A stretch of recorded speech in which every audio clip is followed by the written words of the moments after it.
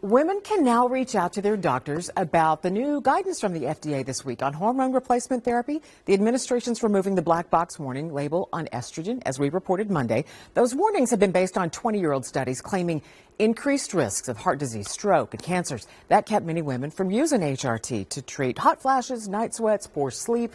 So Dr. Brett Gordon joins us now from St. Luke's Health about this. This is what you do. Thank you for being here. Thanks for having me. It was really, the recommendations were made in good faith based on the science, the studies then. But since then, the research hasn't borne that out. So that's why the change, really.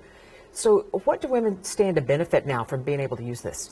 Well, sure. I think for a long time, women were told that there wasn't much that could be done for them to alleviate some of the symptoms they were having. They were told, like, sorry, you're just going to have to put up with it. You're going to have to deal with it because the medications that we have aren't safe. And I think that as time has gone on, we've come to realize that that's not necessarily true, that these medications, when used appropriately, could really help people. So who stands to benefit? Who do you recommend it for? Well, just like any other medication, every patient is unique in their experience and what their needs are. And so patients going through perimenopause and menopause have a myriad of symptoms, whether it be hot flushes or night sweats or brain fog or mood volatility, things like that. And it's not a one-size-fit-all formula either. But having said that, just because the changes they're going through are normal doesn't mean that they're not difficult. And we have lots of options available to them, whether it be hormones or other remedies that can help guide them through that. The studies since have also shown there can be a protective effect for what kind of conditions? Well, sure.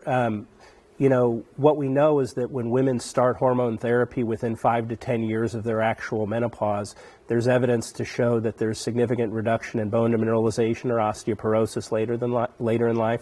Which is big, because how well you can function on your own will be affected by that as you get older. Sure. I mean, one of the most common elderly women face is fracture, right? Also, there's evidence out there that says cardiovascular risk. If you start hormone replacement during your transition, it will delay the onset of atherosclerosis and other cardiovascular issues.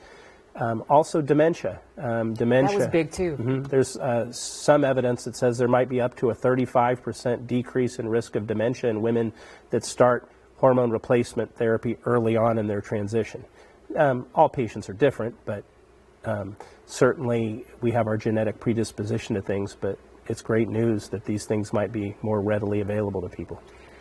Okay, so for women who are interested in finding out more, do you start with your GP? Do you OBGYN on your annual visit? How do you start even asking questions? Well, sure. I think what's important is that patients are comfortable advocating for themselves. I think there is misinformation even in the medical world because of the study of 20 years ago that hormones are bad. And some doctors are catching up, to be honest with you. And so patients need not be afraid to talk to their providers and say, hey, look, I'm struggling, or I'm having symptoms that just don't seem right. And we have people that specialize in this, but also I think primary care providers are becoming more educated to learn about this. Okay. Dr. Brett Gordon himself is with St. Luke's Health System, if you're interested. Thank you so much for your time.